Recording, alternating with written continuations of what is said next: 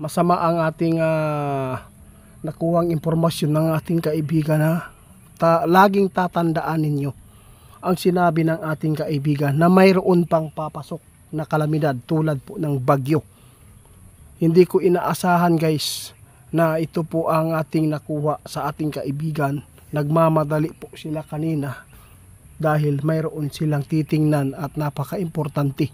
Kaya sa lahat ng makapanood, kung saan man pong lugar ang malaking at nangyaring sira, buhay ang nawala dyan, kung saan man kayo ngayon na kayo po ay tinatamaan po ng bagyong Tino at uwan, mag-ingat po daw kayo.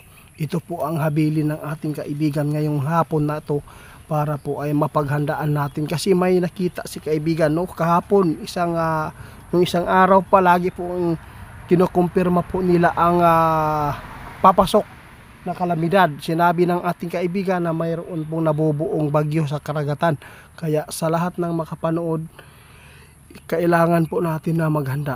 Alam na po ninyo ang inyong gagawin. No? Sana po ay maintindihan po ninyo ang aming pakay sa inyo. Nais lang po namin na hindi tayo matulad sa ibang pamilya ay dahil sa kampante, dahil po hindi iniwan ang kanilang bahay o mga alaga, no? Sila po ang nawala.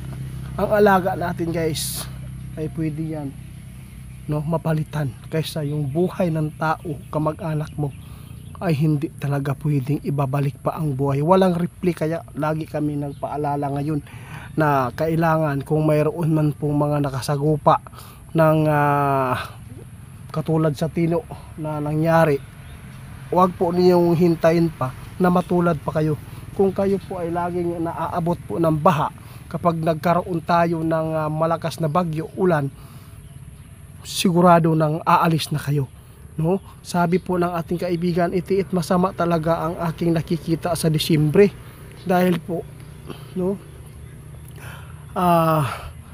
sasalubungin po daw tayo ng mga kalamidad na hindi po sana dapat natin na masagupa ito, dahil po ay napakarami po nating mga kababayan sa ibang lugar ang tinatamaan at hindi pa nakabangon hanggang ngayon.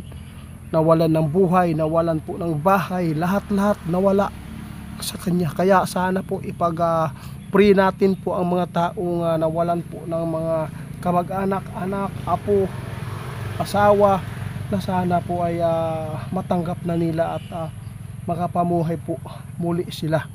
Kaya sa lahat po ng makapanood, paki-share guys ha. Malapit na at unti-unting lumalaki ang nakita ng ating kaibigan kanina na ito ay bagyo na mabubuo na naman uli dito sa atin. Iwan ko lang po guys, no? Hindi ko natanong si kaibigan kung saan po ito tatama, pero ang sinabi po ng ating kaibigan, kung sino man po daw yung nakaranas noon ng bagyong Tino at uwan, kailangan po maghanda kayo. Kasi po sinabi po ng ating kaibigan, hindi po natin alam yung pinapangalanan natin nung isang linggo, tulad po ng sa Surigao, ha? Mag-ingat po kayo, hindi po natin alam, Bicol region, basta lahat po ng lugar sa Pilipinas, maghanda at mag-ingat. Patawad guys, ako po ay humihingi sa inyo ng tawad kung bakit po tayo ay laging nagpapaabot nito, dahil po sa ating mga kaibigan din po na naghatid ng impormasyon.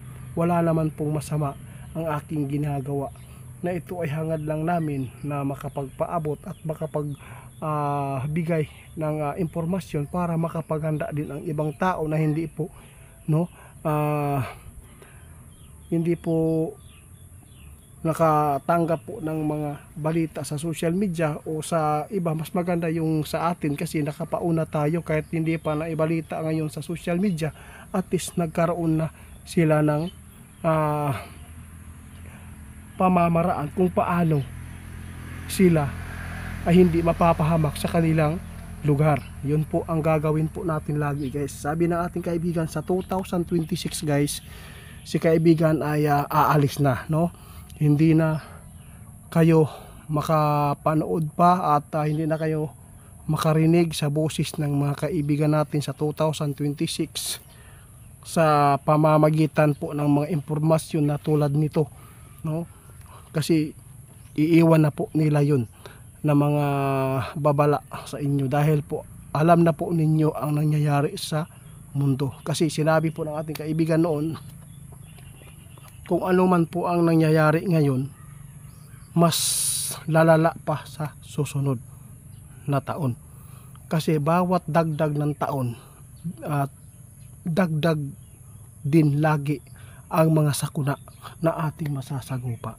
Kaya kung sino man po ang mga hula, kahit hindi na kayo manonood pa sa mga manghuhula ngayon, basta inyo nang timan-an ang nahitabo pirmi sa atua, sa buwan, sa anong mga year, sa anong pizza, kadalasan ang mga trahedya o kining mga landslide o kining bagyo, kadalasan po yan sa mga bear month.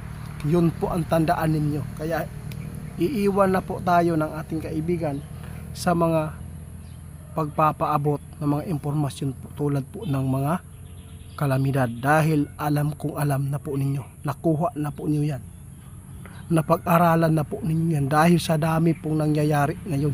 At sinabi na po ng ating nilaborit ng ating kaibigan, no, mas lalong lalala bawat dagdag ng taon. Kaya mag-ingat po tayo. Maraming salamat sa inyong mga suporta. Pagpalain po kayo sa lahat po ng mga tunay at nagmamahal.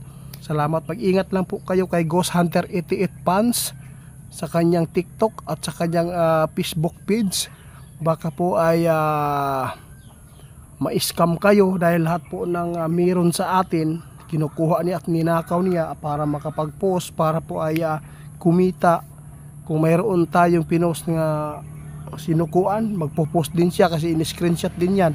Kapag nagbigay ka ng kapag nakapag-order ka doon, kailangan talaga na tawagan nyo, ha?